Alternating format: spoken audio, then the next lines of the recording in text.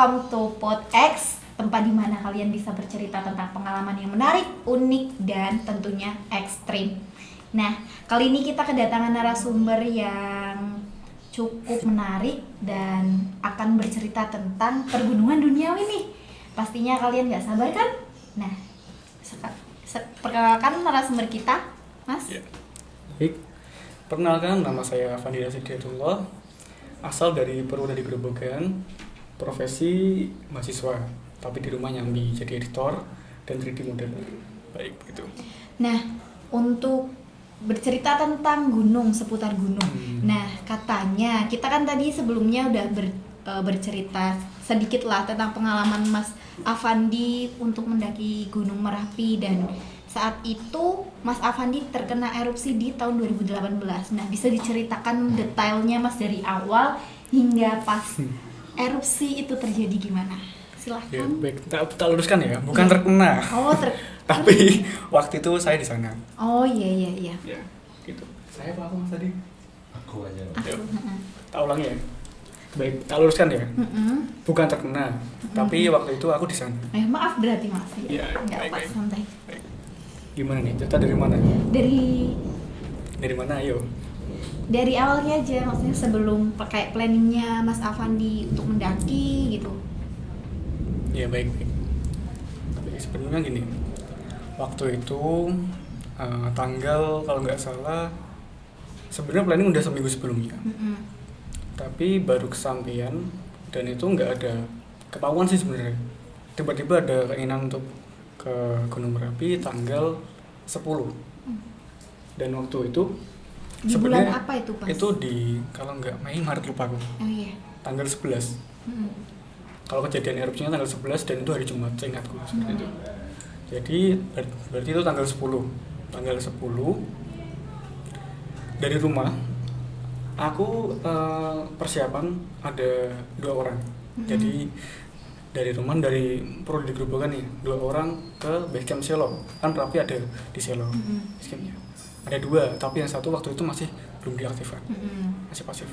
Jadi di Selo. Dan waktu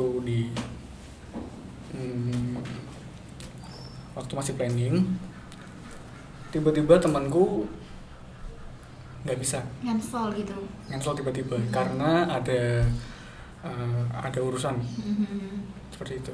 Jadi aku nggak bisa maksa tuh. Iya. Tapi dalam hatiku, kamu kesana Andra.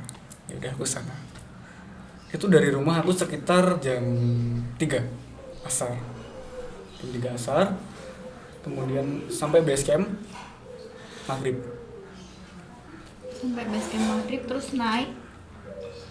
Jadi waktu sama base camp tuh belum ada larangan dan lain-lain. Dari base camp belum tahu. Belum ada.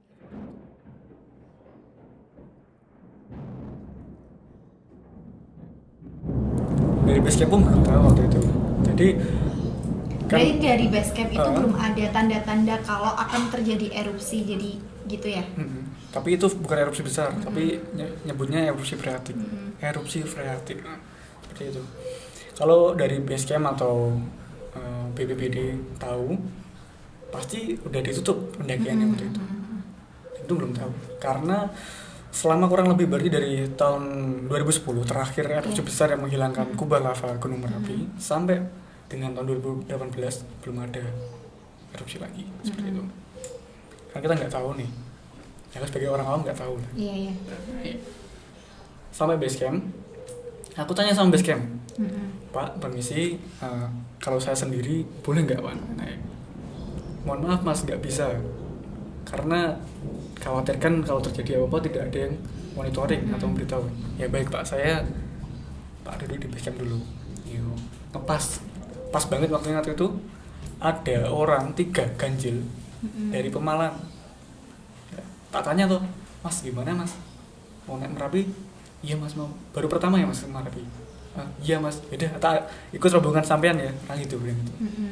Oh iya Mas, malahan bisa tuh, jadi aku jadi naik, jadi 4 orang naik bareng sama orang Pemalang seperti itu. Itu entah rencana apa dari Gusti Allah, nggak tahu. Iya. Seperti itu. Ya, lanjut. Jadi dari base camp itu aku jam naik jam habis, kalau jamnya kurang lebih 7:30. Berarti habis isya gitu ya? Habis sholat isya baru naik. Seperti itu.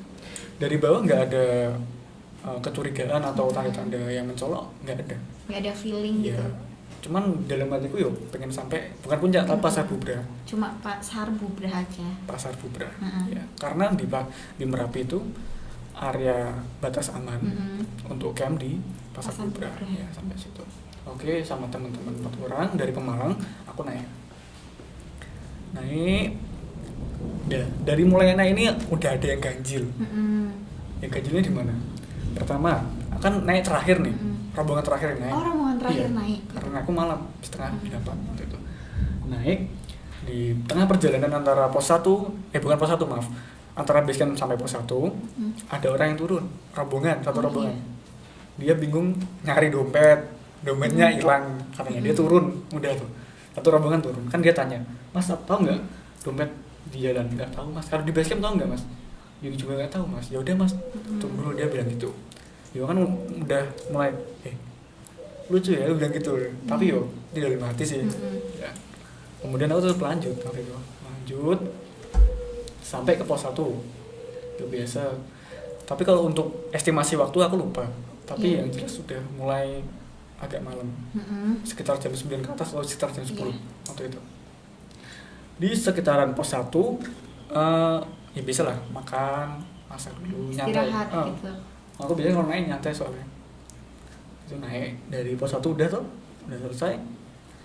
Kami berarti berempat naik lagi lanjut. Ya. Dari pos 1 ke pos 2 ini mulai ada mulai ada lagi yang ganjil. Tapi nanti ganjilnya ketahuannya waktu di pasar Bubrah, bukan di sini. Tapi waktu di sini sebenarnya udah feeling gitu dari awal. Ya. Jadi gini, dari pos 1 ke pos 2 kan seperti biasa tuh. Kan karena terakhir sepi, gak ada orang, udah terakhir sendiri tuh. Naik itu di pos 2 biasa loh, istirahat, masak, makan dan lain-lain seperti itu. Rest jenak lah. Di situ kan kalau aku naik pasti bawa termometer. Iya. Nah, di situ kalau nggak salah itu sekitar 6 derajat. 6 sampai 9. Dingin berarti ya, dingin banget berarti. Dinginnya bukan karena dingin suhu, tapi karena angin juga. Anginnya kencang, jadi dingin di situ.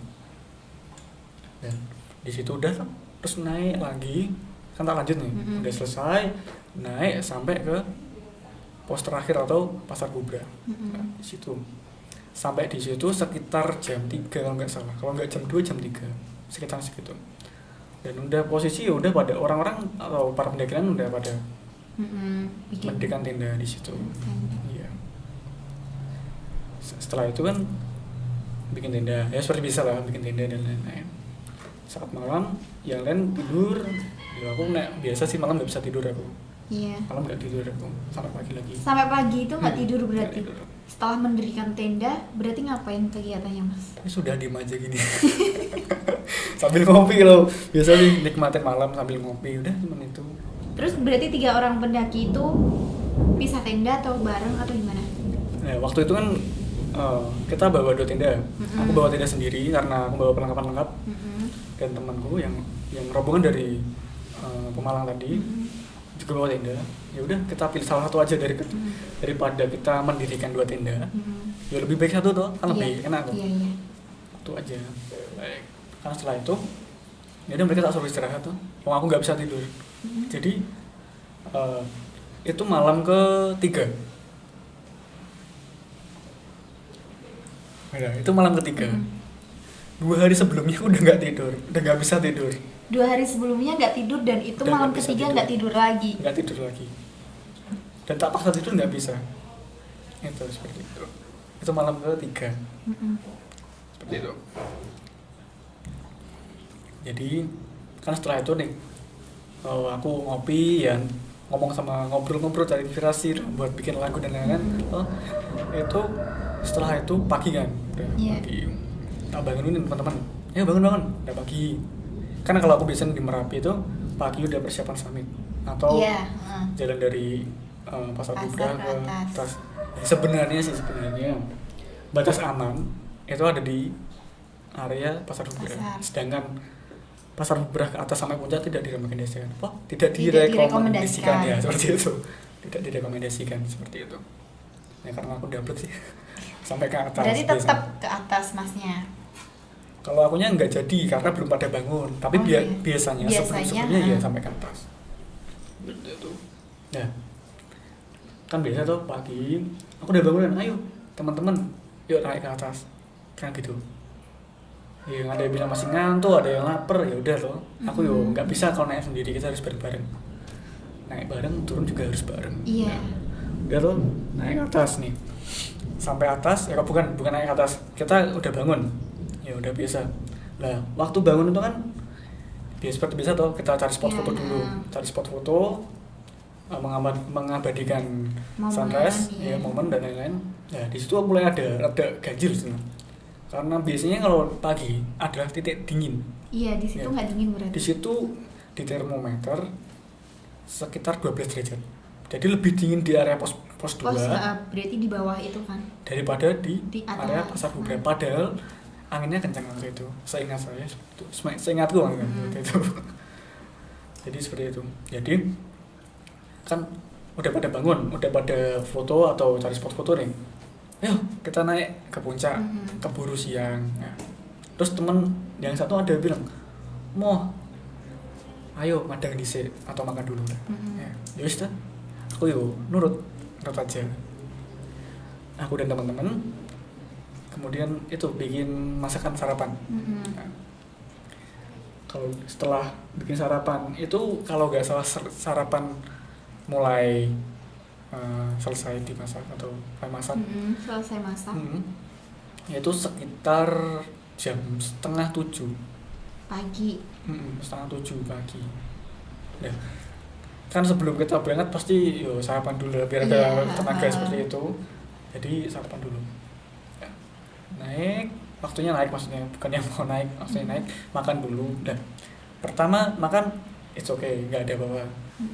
Kemudian kan karena yo lapar lah, tambah lagi ya seperti itu. Karena menunya juga enak, masak ayam di atas ya. Terus tambah lagi lah, waktu udah tambah ini